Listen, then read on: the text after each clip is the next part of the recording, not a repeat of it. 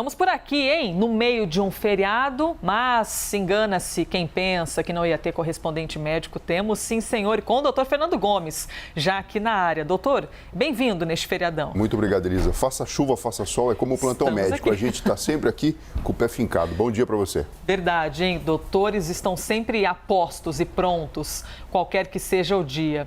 Doutor Fernando, a gente vai começar falando sobre suspensão de alguns lotes da Coronavac. Pois é, foram suspendidos, ou seja, suspensos, aliás, não podem usar essas vacinas. Só que calma lá, não é exatamente suspensão do uso da vacina, é a suspensão de alguns lotes específicos.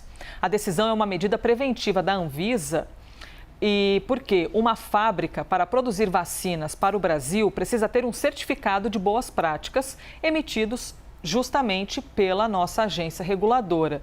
E 12 milhões de doses da Coronavac foram envasadas na China em uma fábrica que não tem ainda esse certificado. Só que essas doses já foram destinadas a alguns estados. São eles: Minas Gerais, Paraná, Santa Catarina, Roraima, Acre, Amapá, Rio de Janeiro e São Paulo. Aliás, em São Paulo, de acordo com a Secretaria de Saúde de São Paulo, 4 milhões dessas doses já foram aplicadas. Então, doutor Fernando Gomes, temos aqui uma questão, a suspensão desses lotes, só que muitas vacinas já foram aplicadas nas pessoas. O que alguém que porventura tenha recebido essa vacina não vai saber de que lote é ali com exatidão, não a pessoa que recebeu. Às vezes a gente não tem esse entendimento, né, esse conhecimento para fazer o reconhecimento da vacina, mas tem de ficar preocupado com alguma coisa? Tipo, pode fazer mal? É assim, uma vez aplicado, você não tem como fazer um recall como se fosse uma peça de automóvel que você chama para dentro da concessionária e faz a troca da peça. Muito provavelmente não haverá problema algum relacionado a isso. Mas existe um protocolo de segurança, então a gente fala de uma medida preventiva da Anvisa a favor, né, da certeza de que o imunizante, que é um agente que faz a prevenção de uma doença, seja então certificado. Então existem protocolos, existem necessidades que todas as empresas precisam cumprir, tanto para que exista a importação, como também, Elisa, para que exista a exportação. Se a gente produz um produto da área da saúde, vai utilizar em outro país, uma série de normas, uma série de certificações precisam existir para que você consiga fazer esse comércio internacional. Então, assim, é com bons olhos que a gente vê isso. É lógico que existe a preocupação biológica das pessoas, que eu acho, no meu ponto de vista, que não teria motivo, né? Você imagina só, são muitas doses, então certamente uma empresa que tem capacidade de produzir tudo isso não vai estar produzindo errado. Porém, fica aí um alerta. Inclusive, já houve a informação, o Instituto Butantan informou neste fim de semana que essas doses suspensas pela Anvisa, né, que fazem parte de alguns lotes, estão de acordo com o critério de qualidade. E o Instituto divulgou uma nota enviada pelo laboratório Sinovac, da China, que é responsável pela produção do imunizante. Segundo Sinovac, o laboratório já enviou à Anvisa documentos necessários para aprovação dessas boas práticas de fabricação. É o tal do certificado. Doutor, por que é importante haver esse certificado de fabricação de vacina ou de envasamento de vacina? É curioso que um imunizante muitas vezes é envasado em diferentes locais, né? Sim, sim. Existe toda uma questão de logística para você produzir. Por questão de biossegurança, é importante que todos esses protocolos sejam levados em consideração e que os certificados estejam ali presentes para que você possa fazer a comercialização.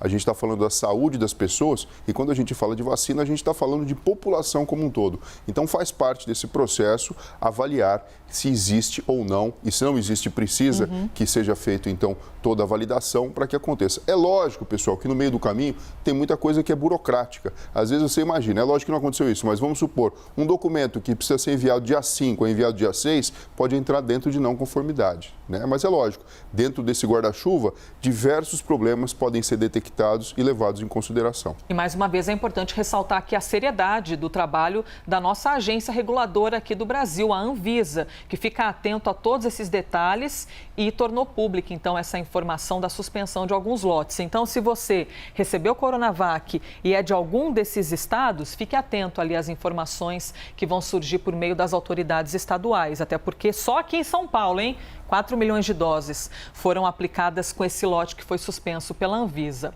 Próxima notícia, próximo assunto que voltou a ser notícia aqui no Brasil. O tal da vaca louca, doutor Fernando Gomes. Há quanto tempo a gente não ouvia falar nisso, hein? O mal da vaca louca. Nos últimos dias, foram detectados 2 casos atípicos da doença em frigoríficos de 2 estados, no Mato Grosso e também em Minas Gerais. Esses casos fizeram com que o Brasil tivesse de suspender temporariamente a exportação de carne bovina para a China.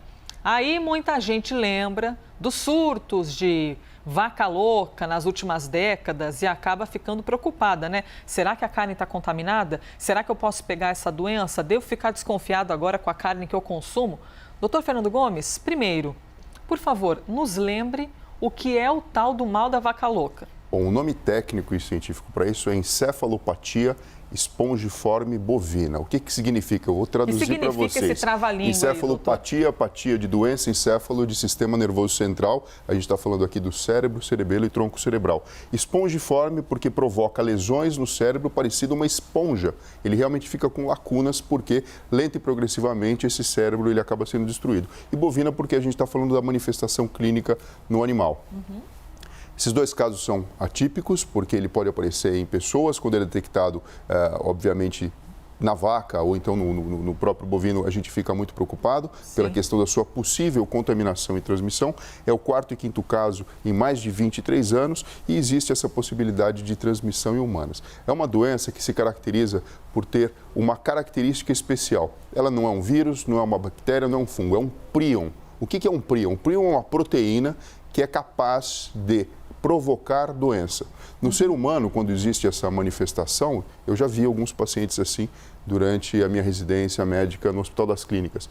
Eles evoluem com quadro de demência progressiva, com mioclonias, que são movimentos anormais musculares, e você faz um exame de ressonância magnética de encéfalo e você observa exatamente isso. É como se o cérebro do indivíduo estivesse virando uma esponja com alguns buracos, algumas lacunas pela sua degeneração. O mais curioso é que assim, a gente não entende direito como é essa transmissão.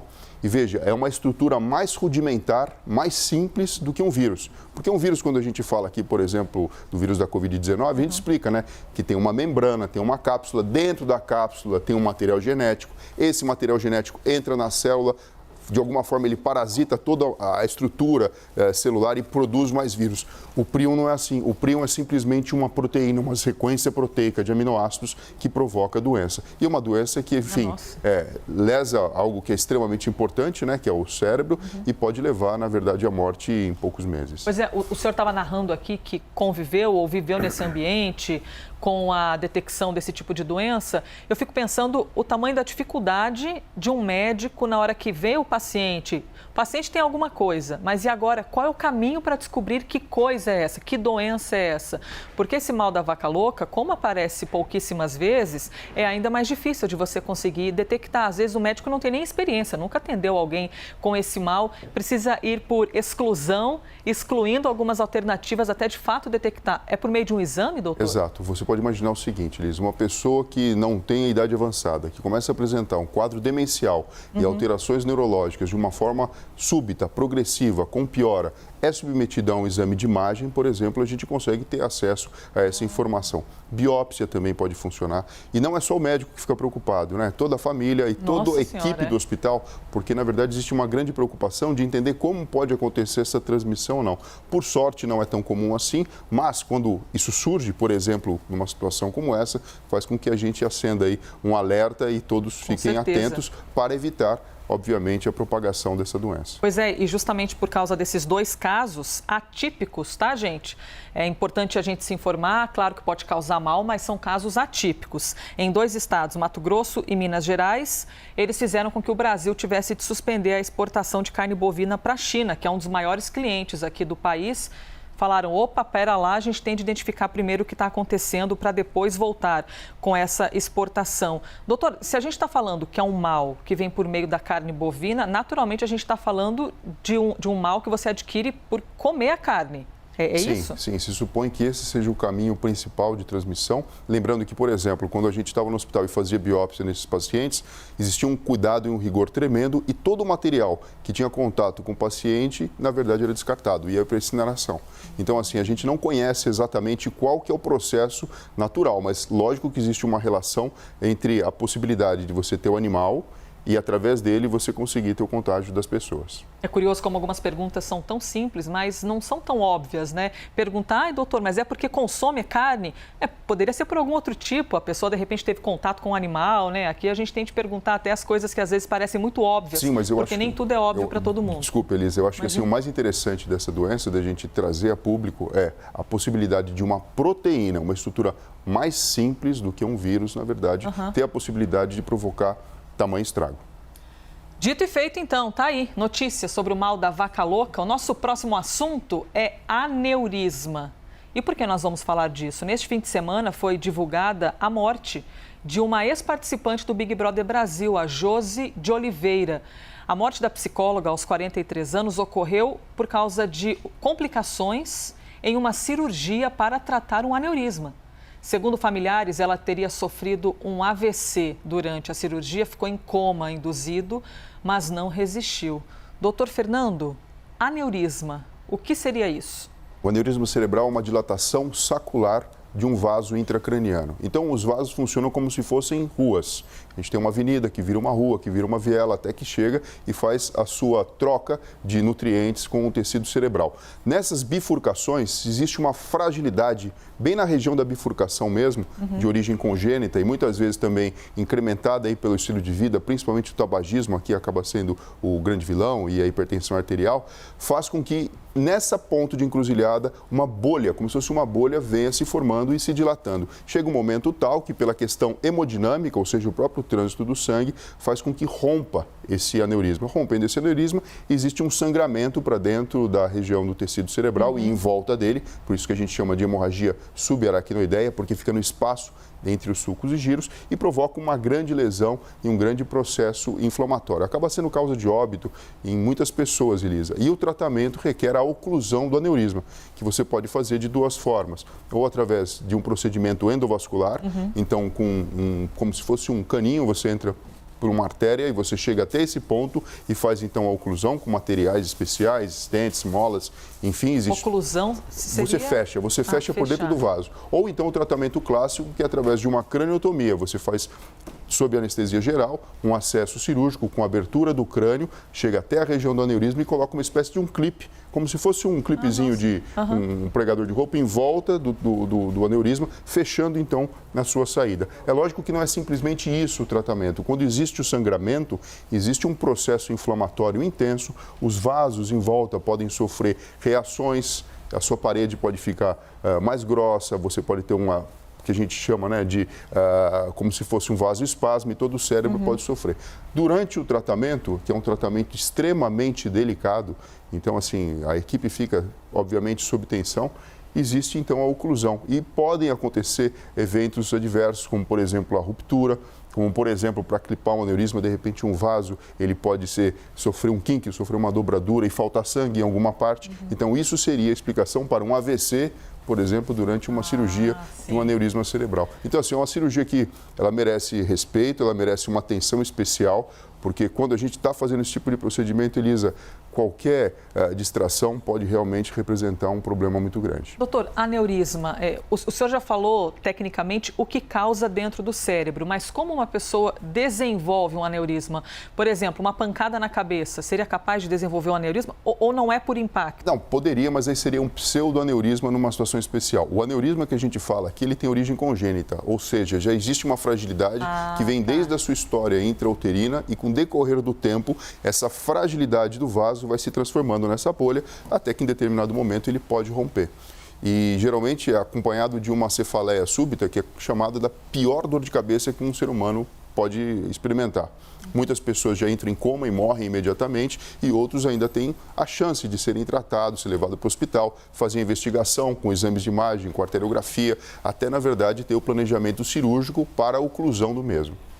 Doutor Fernando Gomes, já chegamos ao fim do nosso tempo. Só para fechar aqui a ideia, o aneurisma em si pode causar a dor de cabeça? Ou se ele, o senhor falou explodir esse vaso? Romper o aneurisma, é aí que aparecem os sintomas? Via de regra, um aneurisma pequeno ele não vai causar dor de cabeça, exceto se ele tiver prestes a romper, que tem uma cefaleia chamada cefaleia sentinela. 24 e 48 horas antes da ruptura, ele dá aquela distendida, isso já dá uma dor de cabeça esquisita e ruim. E ao momento da ruptura, acaba sendo uma dor extremamente, insuportável. Sim. Como a gente aprende nesse quadro, hein? Sempre ótimo, viu, doutor, poder ouvir essas explicações. Um momento professoral mesmo, porque a gente está aqui como leigo, né? Descobrindo um pouquinho mais sobre o nosso cérebro, o nosso corpo e nossos sentimentos, evidentemente. A família de Josi de Oliveira, que morreu aos 43 anos após complicações em uma cirurgia para tratar um aneurisma.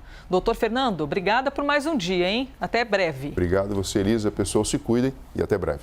Este foi mais um Correspondente Médico.